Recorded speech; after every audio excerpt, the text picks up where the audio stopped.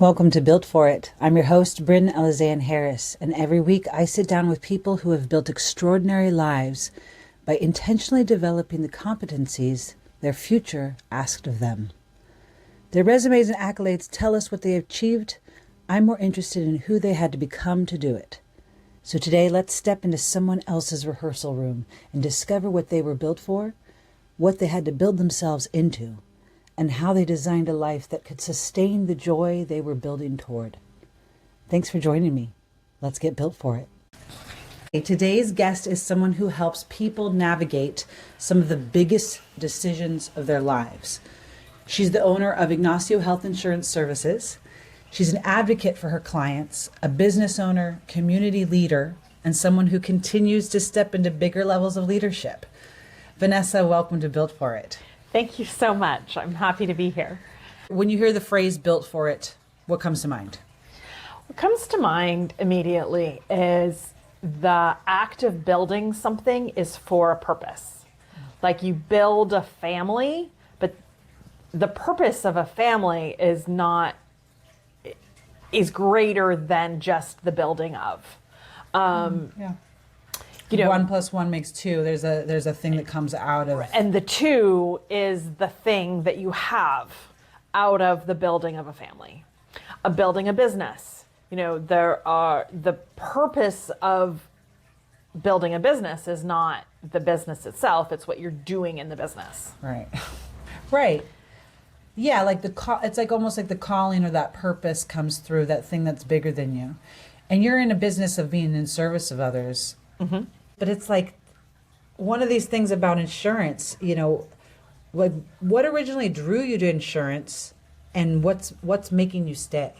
Because in my brain, I'm just like it's a heavy duty, overwhelming bureaucracy based thing where it's like to then go into the code of it and to know all the rules. I mean, most people go, I don't know, like that. And you're somebody who it's like, ooh, let me get in deeper here. And I mean, like you understand the game of it in a way where I've heard you talk to people and you're like, let's play.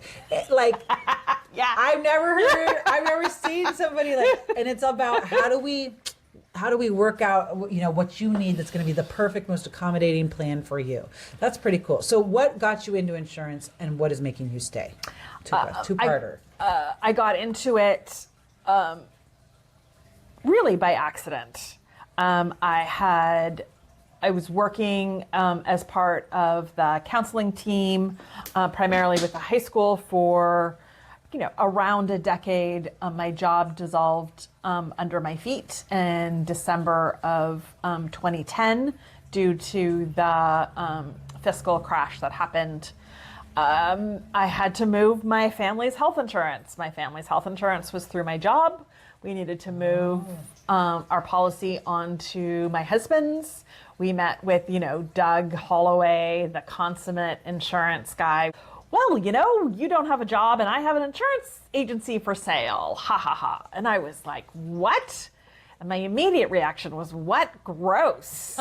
Yeah, that's how I feel like most people are like, ugh. Like, I'm not working for, the scum-sucking bottom feeders. And I sort of put it out of my mind. But he called me that night and he was like, and of course I didn't say that to him in person, but probably my expression was just like, yeah, no. And he called me that night with a great compliment. And he was like, look, you're actually one of the few people in this community that I would trust with my clients. And my job is not what you think it is. So will you do me a favor? Will you do your own research about what a health insurance agent is and does? And then will you sit down for a cup of coffee with me in my house in a week and have a discussion about it? So I did. And I realized, no, I don't work for an insurance company. I work for myself. My clients are whom I work for. And my job is to help them find coverage that is going to protect their access to healthcare, because in the United States, insurance is your access to healthcare. And I get to just help people survive the system that we all live in. So you had some preconceived notions about it. What do you think it was going to be? Why were you like, ew, gross, this is going to suck? Well, my first very uneducated opinion was like, oh, an insurance agent is like a used car salesman, and the only thing is to make the sale, sell a product that doesn't actually work, and screw people over and give them nothing. That's so interesting because my experience with insurance salesmen has been you, and I never even knew that there was a sale involved. Like my experience with you and my entire life of knowing you has been, oh, she helps you. She's the one that helps you like find out how do you get medical coverage, how do you like, I don't even know if I don't think she gets paid. I used to tell myself, I mean, like, she's just does it all, I guess, by I don't know, how does she get paid? Because the vibe and just the level of that's not what you're there for. I've never seen you there in any kind of, of course, but also just like helping people get through that system and overwhelm is so cool. I mean, the people that come through here, they're coming at pretty big life choices, right? They're coming when they're like during major life transitions, or they've gotten a bill that's an all of a sudden you're going to change to $3,000 a month from $100 a month, or something that's like, right? It's kind of like healthcare where we don't do a lot of preventative. I mean, the insurance itself is a preventative thing, right? So, but then they get this thing in the mail, and they come in and they're walking in going, oh my God, what is this? Explain this to me. I don't know what this means, but I think it means I owe them $3,000. What the fuck? Pardon my French. So these big life transitions are happening, or they're trying to level up. That's the other thing I've seen is clients are like, well, it's going to cost me this much in taxes to not have insurance, so I might as well look at what it means to actually be an adult and get this going. So what have those moments taught you about people, living in a small community specifically, but people, and then also yourself in terms of engaging with people going through major transitions? Like that seems like a very almost vessel kind of position to be in, where you're hearing people's problems, you're hearing people come in with overwhelm. What has that taught you about how you engage and how you communicate with people in hard kind of thresholds or stargates where they're walking through hard stuff and you're trying to help them navigate? I've had to learn like some personal self-care, like the person who walking in who has had a major scare and doesn't have insurance. Backing up just a step, it's really important about like why I do this, why I'm passionate about my job, why I'm still an agent, why I think this will be my profession, my primary. No, I skipped that thing. You two-parter, and I skipped the second part because I got us so interested. Yeah, so that's what kind of got you in. Apologize. Let's backpedal. What keeps you here? This probably goes together a little bit, so that's good. Yeah, like what keeps me here for sure is my early experiences. Understanding very early on, I had someone who walked in the door who hadn't really had insurance and had a massive fall. Healthy, strong, single guy, mid 40s. There was an accident, helicopter, emergency room, everything, and walked in the door with a $650,000 bill. And they had assets because they had been successful in their career. And so it was very, and they came in like, whoa, what, can you help me figure this out? Like what? And they immediately got some health insurance as soon as the Affordable Care Act went into place, where there were no health condition questions or no anything. And they've been, ever since then, they've had a policy the entire time. But what I did was I dug into helping to advocate with them, with the hospitals and the billing programs, about reducing the bill, whether or not there's a cash pay discount, how that works, setting up payments, kind of getting the bill down to something not reasonable at all. I think we got the bill down to about 150,000. From 600. Yes. And a payment program set up in reasonable payments. I think they're still making payments. But what was really shocking to me is that the billing departments were like, okay, who is this person? Like basically ran a credit report and were like, yeah, no, we're not writing this off. They don't qualify for charity care. We're not writing this off. We can negotiate. And it struck me how financially devastating it was. I mean, it was either work towards getting this payment system, a payment, getting the bills down to something that he could make payments on without completely bankrupting his world.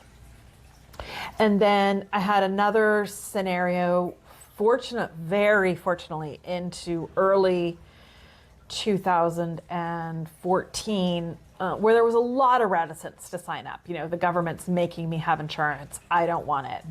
And fortunately, during open enrollment, where there was an open window, a person came in the door who had been to RCMS, who they had inserted a catheter, and he needed to see a urologist. And I was able to sign the person up for coverage. It wouldn't be effective until the following month, but they needed to get into a specialist. And, you know, the urgent care had started sending out referrals. Referrals were coming back with no response. It was serious. I got on the phone. I was like, look, this person needs an appointment to see a urologist. And everywhere I called, the front office was like, does he have insurance? And I was like, not yet. It's effective February 1st. We don't book appointments for people who don't have active insurance. And I was like, what do you mean? And at first, I was definitely shocked. And I was like, wait, you have to help people who walk in the door. And they were like, oh, no. That's just the emergency room. You want to see a specialist? You have to have insurance. They can't even make an appointment. Could not even make an appointment. I was like, the policy is this. Give me an ID number. The closest urologist happened to be in Santa Rosa. Thank you so much. Welcome back, Vanessa Ignacio of Ignacio Insurance Services. And we started an interview just a few days ago. And of course, my next thing is having a checklist, making sure everything's charged and everything has storage. So we had an amazing 40-minute interview that then we only got 15 minutes of it. So we're going to jump right back in from where we started in our last interview. And Vanessa, you were just telling me about what kind of got you started in the insurance industry and what got you started. And then my next question would be, what has kept you here? Like, why have you stayed both in Gualala, but also in this industry, in this service, in this business? Because something we talk about later is you're an entrepreneur as well. You are a business owner in a small town community. And I just want to know what's kept you staying, helping people. I mean, I have a passion for, helping people get access to healthcare. And in our current system, one needs insurance in order to access healthcare, not the emergency room, but the follow-up care. I mean, the story that stays with me again and again and again is a client walked in the door in, fortunately, early January during open enrollment, had a negative opinion about Obamacare and being forced to get insurance and, ain't getting any of that fucking government stuff. However, in an urgent medical matter, they had a catheter inserted in urgent care, and they had to get into a urologist, and so they needed insurance, and he couldn't make an appointment for a urologist nowhere. And I got curious and bugged by this. Well, got you. So he came to you and you started working.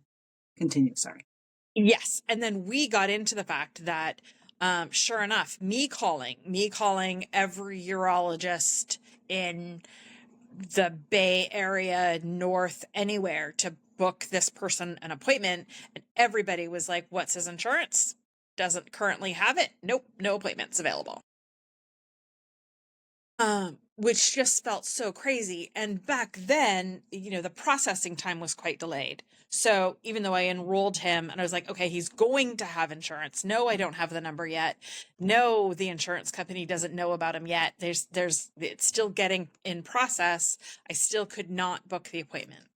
And I called every step of the way and sort of developed at least a working relationship with someone at the front desk of a urology department in Santa Rosa, who ultimately sort of kept like a soft spot open because I was like, look, it's coming. Look, it's coming. Like they paid their payment. And it took about 2 weeks before the ID number came so I could actually call and say, okay, active this date. Here's his ID number. Officially book the appointment. But that meant that his catheter was in for 28 days, which is considered very unsafe. So at that point on, like what I'm doing can save lives. That timing of the processing time and the bureaucracy, and I find people want to avoid getting on the phone, right? It's like that phone call can save you, and it's like, ugh, I just don't want to. So you're helping people. I mean, this jumps me into the next question, Vanessa. You're helping people navigate sticky situations that are not just healthcare based, because they have to talk about their finances with you. They have to kind of share some of their bank account information. They have to kind of share some of their tax strategy and information with you. If they're employers, they're talking about, you're learning some pretty specific information about people. They're coming to you either in like on the verge of really needing to get that surgery and they need to get signed up, or like a life bend, like kind of major life thresholds. And I just wanted to ask you, how has there been competencies that you've had to build up, or capabilities you've had to build up behind the scenes for this specific service, this specific business that isn't even about business? That's just things that you had to build up in order to do this, in order to keep going. Absolutely. Absolutely. I just want to correct my goal, of course, is for everybody to get some insurance when nothing is wrong with them. And so they just Right. have it for their lifetime so that when there's an issue, that isn't a barrier to care. But answering your question, it's really important to me. A skill that I've developed is to do my best to forget. I don't forget people. I don't forget, their story, but definitely the details. As soon as someone tells me, what their income is, or especially about that, I do everything in my power to retain that information for all of like 3 minutes and then completely forget it. And as well as many of the details of what's going on with them, not their journey, not that I carry with me, just it because of who I am. And then doing my best to just reaffirm that I'm doing everything in my power to assist and attempting to let it go. Definitely there are days when I'm more successful than others. Your job never kind of turns off to some degree. You're in that post office line, you're at the store, and the people are, oh, I got to call you because I need to do, and you're open and meeting them where they're at when they need you. Vanessa, you're stepping into a bigger role. I want you to announce it for me, but California Associates of Health Insurance Professionals. Yes. CAHU? California Right? Association. It's just Association. it's a professional association, like like the medical association and lawyers have an association and those things. And there are about 12,000 active agents in California. And I was elected as president-elect of the statewide chapter, which is a member of the national chapter, NABIP, which is the National Association of Benefits and Insurance Professionals. And I am certainly very honored to work with, of course, the current president and the current past president through the journey of guiding our association So it's a through. 3-year role, right? You're president-elect while you're learning it. Then you're the actual president for a year, starting in July 2027. Is that correct? Yep. Where you actually Yep. do the changeover. And Yep. then post-president. Is that correct? In that 3rd year. So it's a 3-year commitment. Is that right? Yes. The job is big enough that it takes the team, the presidential team, Yeah. and we Yeah. work together and each have different side project jobs that we are primarily responsible for, but we work together, we support each other And to I know accomplish the goals. did you think that you would be president president-elect Never. president of California CAHU when you started out as a small town insurance agent? Is that different than what you've been developing in these past years? Has it kind of shifted you into a different level of thinking of what you got to build toward, or do you feel built and ready for this? You're always ready. Oh no, I am definitely very intimidated by the role. I have a tiny staff in a tiny community. The president represents the values of our association. We represent, we do 3 major things. We, of course, educate ourselves through, experts in various fields about, insurance, ethics, new products, how to leadership. I mean, there's a long body of education. We are advocates. We are on Capitol Hill in Washington, D.C. We are in Sacramento, actually advocating for access to healthcare for our clients. And since we are insurance agents in California, that's all Californians. And, for equitable, affordable, high quality healthcare. So And you're really a so, bridge. I mean, you're really, and that's one of the things. And I know you're got a tight schedule here. I want to wrap up with saying what I know about you, Vanessa, and what I've learned about you, and why I think you were built for this role. Both the role of being an insurance agent in this small town community and being able to hold people's energy when you see them all the time, but also stepping into this new role, and why I think they chose you, because I did see the video of you speaking in front of the committee, and I thought you spoke eloquently and were able to use a language that those lawmakers needed to hear, but also were able to really validate and advocate for, without it being trivializing, the everyman, those small town people like us that are hurting, reacting to these laws that are changing in a way that we weren't expecting. So what I want to end with on this is when you're, your voice, the fact that you're able to have stepped into this role and give voice to this group that maybe did not have a voice before, to major lawmakers to make major change. And I think of all the people I've ever met that have been insurance salesmen or agents, they've been pretty bomb ones in this hometown of mine. You guys are amazing because you are for the people.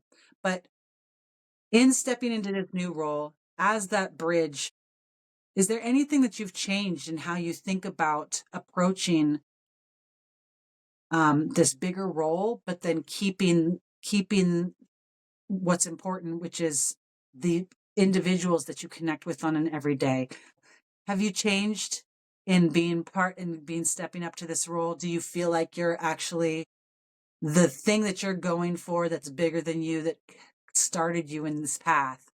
Are you still moving toward that? I'm definitely moving towards that. There's a really big difference between, having a business, with staff, and I make the decisions. I make those decisions about, the color of the walls, and I make the conditions about my office, policies and procedures, and the ethics of my office. And in a democratic leadership, like the presidency is working towards collective agreements. It's not it's not an autocracy in any way, shape, or form.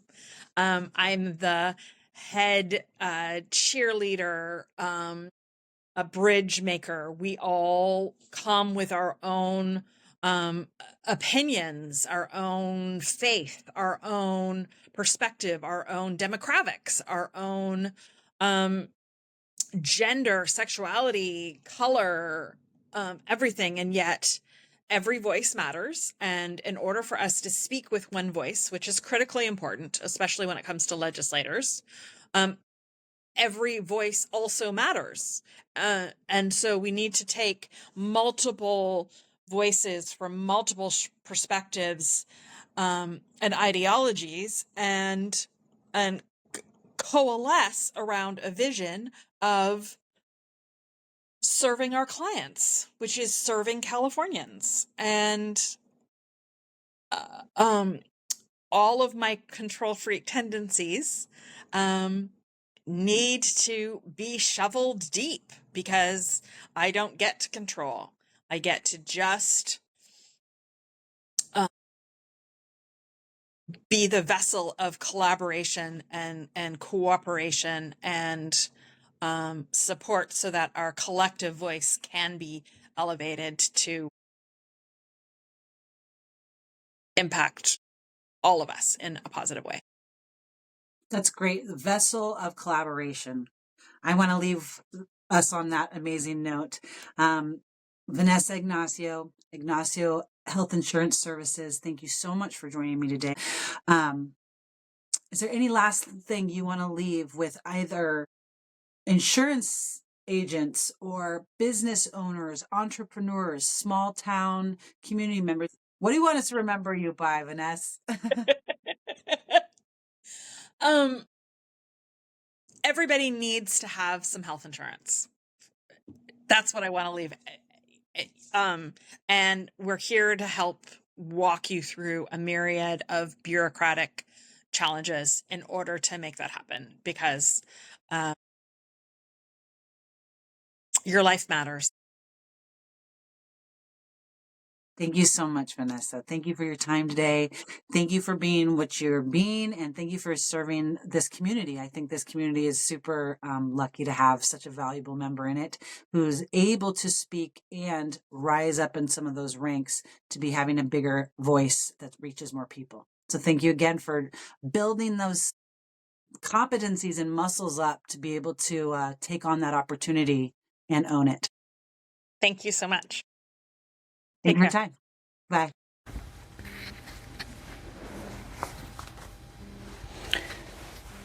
Thank you for joining me today. Before you go, I want to ask you one question. What competency are you building today? Because tomorrow is not built on wishes. It is built on what you choose to repeat today. Increase the signal, reduce the noise, and create a safe rehearsal space for the life you're building. If this episode helped, please follow along, join me again next time, and let a bitch know how you're feeling. Engage with me, because I want something to audit on our next Friday's Q&A. Remember, extraordinary lives are not found, they're built. I'll see you right here next time on Built For It.